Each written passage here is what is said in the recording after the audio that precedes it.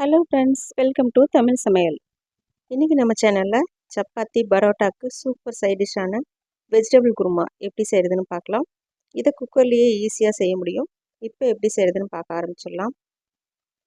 ஒரு குக்கரில் 2 table spoon எண்ணெய் சேர்த்துக்கலாம். தாளிக்கிறதுக்குன்னு பார்த்தீங்கன்னா இதில் 2 பட்டை, 2 ஏலக்காய், ஒரு அன்னாசிப்பூ, 4-5 கிராம்பு சேர்த்துட்டு ஒரு பிரியாணி இலையை சேர்த்து பொரிய விட்டுக்கலாம்.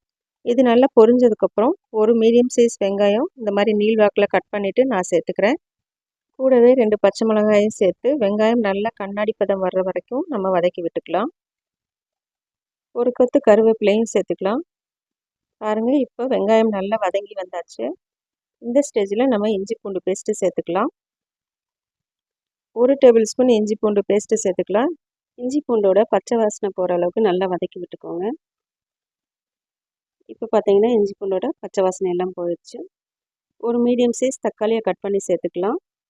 தக்காளி வெங்காயம் 2 நல்லா மசிஞ்சு வர்ற அளவுக்கு நல்லா வதக்கி விட்டதுக்கப்புறம் நம்ம இதில் வெஜிடபிள் சேர்த்துக்க போகிறோம். நான் இன்றைக்கி கேரட், பீன்ஸ், பச்சை பட்டாணி, உருளைக்கிழங்கு எல்லாம் சேர்த்துக்க போகிறேன். இப்போ 2 மீடியம் சைஸ் கேரட் எடுத்து இந்த மாதிரி சின்ன சின்னதாக கட் பண்ணிவிட்டு சேர்த்துக்கிறேன். ஒரு 10-15 போல் பீன்ஸு இந்த மாதிரி கட் பண்ணி சேர்த்துக்கலாம். ஒரு உருளைக்கிழங்கு இந்த மாதிரி தோல் சீவிட்டு கட் பண்ணி சேர்த்துக்கலாம். இப்போ இது எல்லாத்தையும் நல்லா மிக்ஸ் பண்ணதுக்கப்புறம் இதுக்கு தேவையான அளவு உப்பு சேர்த்துக்கலாம். நான் கல் உப்பு சேர்க்குறேன். இதுக்கு தேவையான மசாலாவும் சேர்த்துக்கலாம். நான் 1 டேபிள் ஸ்பூன் தனி மிளகாத்தூள் சேர்த்துட்டு 1/4 டீஸ்பூன் மஞ்சள்தூள் சேர்த்துக்கிறேன். கூடவே 1/2 டீஸ்பூன் கரம் மசாலா சேர்த்துட்டு இந்த மசாலா எல்லாமே நல்லா காய்கறிகளோடு மிக்ஸ் ஆகிற மாதிரி நல்லா கலந்து விட்டுக்கலாம். ஒரு 2 நிமிஷத்துக்கு அப்படியே இருக்கட்டும். இப்போ இது கூட தேவையான அளவு தண்ணி சேர்த்து நம்ம குக்கரில் வேக வச்சுக்கலாம். காய்கறிகள் முங்குற அளவுக்கு மட்டும் தண்ணி சேர்த்துக்கோங்க. இப்போ இது எல்லாத்தையும் நல்லா மிக்ஸ் பண்ணிவிட்டு நம்ம குக்கரில் 2 விசில் வச்சு எடுத்துக்கலாம். நம்ம அதுக்குள்ளே தேவையான மசாலாவும் அரைச்சிக்கலாம். ஒரு மிக்ஸி ஜாரில் 1/2 மூடி தேங்காவை இந்த மாதிரி சின்ன சின்னதாக கட் பண்ணிவிட்டு சேர்த்துக்கலாம். கூடவே 1 டேபிள் ஸ்பூன் சோம்பு, 1/2 டேபிள் ஸ்பூன் கசகசா, 4-5 முந்திரி சேர்த்துக்கலாம். கூடவே கொஞ்சமாக கல்பாசி சேர்த்துக்கலாம். இந்த வெஜிடபிள் குருமாவுக்கு கல்பாசி சேர்த்து அரைச்சோன்னா ரொம்ப நல்ல வாசனையாக இருக்கும். மிஸ் பண்ணாமல் சேர்த்துக்கோங்க. இப்போ பாருங்கள், இது நல்லா அரைச்சி எடுத்துகிட்டு வந்தாச்சு. இப்போ இது இருக்கட்டும். இப்போ நம்ம குக்கர் ஓப்பன் பண்ணி பார்க்கலாம்.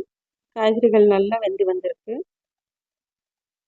இது கூட நான் பட்டாணி சேர்த்துக்கிறேன். இந்த காஞ்ச பட்டாணி நான் ஓவர் நைட் ஊற வச்சுட்டு குக்கரில் 4 விசில் வச்சு எடுத்து வச்சுருக்கேன். இதையும் சேர்த்துக்கலாம். இப்போ ஸ்டவ் ஆன் பண்ணிவிட்டு நம்ம அரைச்ச மசாலாவையும் சேர்த்துக்கலாம். நம்ம தேங்காய், சோம்பு எல்லாம் சேர்த்து அரைச்சி வச்சுருந்தோம்ல, அந்த மசாலாவை சேர்த்துக்கலாம். தேவையான அளவு தண்ணி சேர்த்துக்கலாம். நான் மிக்ஸி ஜாரில் கொஞ்சமாக தண்ணி சேர்த்து அலசிட்டு சேர்த்துக்கிறேன். உங்களுக்கு கிரேவிக்கு எவ்வளோ தண்ணி வேணுமோ அந்த அளவுக்கு சேர்த்துக்கோங்க. இது எல்லாத்தையும் நல்லா கலந்துட்டு ஒரு 5 நிமிஷம் மட்டும் கொதிக்க வச்சுக்கலாம். இப்போ பார்த்தீங்கன்னா தெரியும், நல்லா கொதிச்சிட்ருக்கு. நல்ல எண்ணெயும் பிரிஞ்சு வந்திருக்கு. இதில் கொஞ்சமாக கொத்தமல்லி இலைகள் சேர்த்துக்கலாம். நம்மளுடைய வெஜிடபிள் குருமா ரெடி ஆயிடுச்சு. இது சப்பாத்தி, பரோட்டாவுக்கு தொட்டு சாப்பிட்றதுக்கு ரொம்ப ரொம்ப சூப்பராக இருக்கும்.